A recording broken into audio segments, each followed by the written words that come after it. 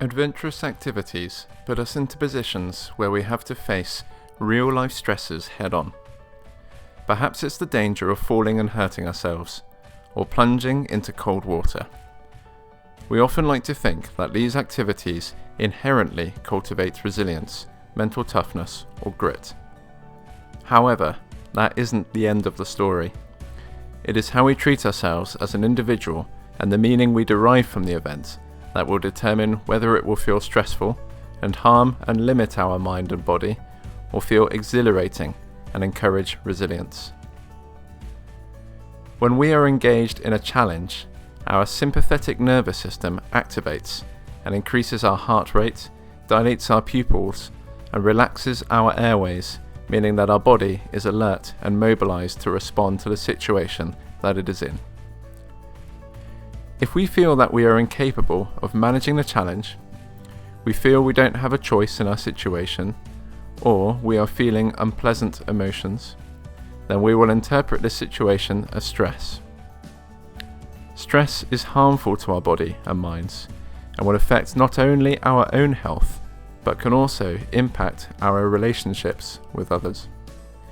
On the other hand, we can also be in high-intensity situations with our sympathetic nervous system activated in just the same way, and yet we feel capable to meet the challenge, we recognise we have choice, and we are carrying generally pleasant feeling emotions.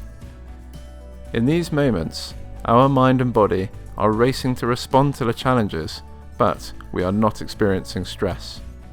We would be more likely to describe this as feeling alive or buzzing.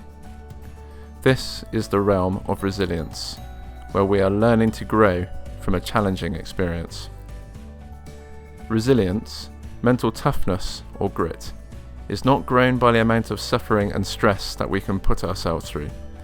In fact, that can ultimately shrink our ability to tolerate stressful events in the long term.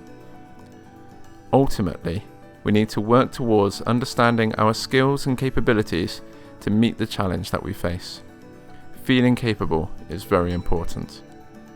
We also need to have choice and ownership over the challenge that we are entering into. And lastly, we need to be mindful of our emotional states as we move through the day. Treat ourselves with kindness and self-compassion, and adjust our challenge accordingly. The difference between having a stressful experience and having a resilient experience comes down to the quality of care that we are willing to give to ourselves. Thank you for watching this video. If you enjoyed it, please help the channel to grow by clicking the subscribe button and giving the video a like. Let me know your thoughts about this topic in the comments below. And if you wanted to help support my making of these channels and to get your name in the credits, then please consider becoming one of my Patreons at the cost of much less than a single coffee per month. I wish you a pleasant life and awesome climbing.